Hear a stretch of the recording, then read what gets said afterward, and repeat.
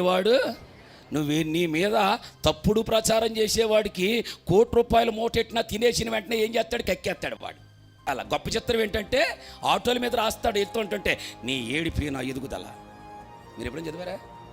వెళ్తుంటే అంటాడు, నీ ఏడిపి మాకు దీవెనలో, గట్టిగా ఒకరు అప్పు చేసుకున్నాను. ఇలాంటివన్నీ ఉంటాయి అక్కడ. నిజంగా ఎందుకు రాశాడు కానీ ఎదుటోడు నీ గురించి ఏడ్చేటంత ఆశీర్వాదాలు ఇస్తాడు దేవుడు. స్తోత్రం చెప్పాలి ఒకసారి. ఇస్సాకును చూచి ఏడ్చేశారంటే ఎవరో? ఫిలిస్తీయులు. అబ్రహాము తవ్విన బావులన్నీ మన్ను పోసి పూర్తి చేశారు.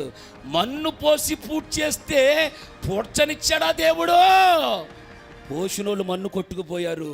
మరలా మన్ను పోసిన బావులన్నీ తిరిగి తవ్వించాడు.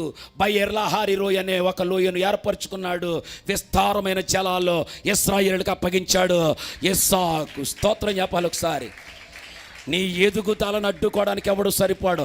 ఆయన ద్వారము తెరవగా మూయగలిగిన వాడు ఎవ్వడో లేడు. అంతటా ఆశీర్వాదం నీకు ఇస్తాడు దేవుడు. ఏ అన్నదమ్ములైతే చీదరించుకున్నారో, ఏ తండ్రి అయితే ఒప్పుకోలేదో, వాళ్ళ ఎదురుగానే దేవుడు తైలపు కొమ్ము పూసి అభిషేకాన్ని ఇచ్చాడు. మీ అన్నదమ్ముల్లో నువ్వు పనికి రానివాడు అనుకుంటున్నావేమో, నిన్నే దేవుడు కోరుకోబోతున్నాడు.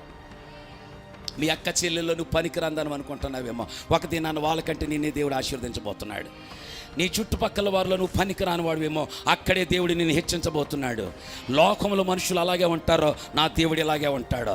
ఆశీర్వాదమును ఇచ్చుటకు ఆయన సర్వసముద్ధుడు, ఆశీర్వదించుటకు చక్కనివాడు. దేవుని కోసం నిలబడిన ప్రతి ఒక్కరికి ఆయన ఆత్మచేత అభిషేకిస్తాడు. అట్టి ధన్యత పరిశుద్ధాత్మ దేవుడు మీకు మీ సంఘానికి ఇచ్చి నడిపించునుగాక.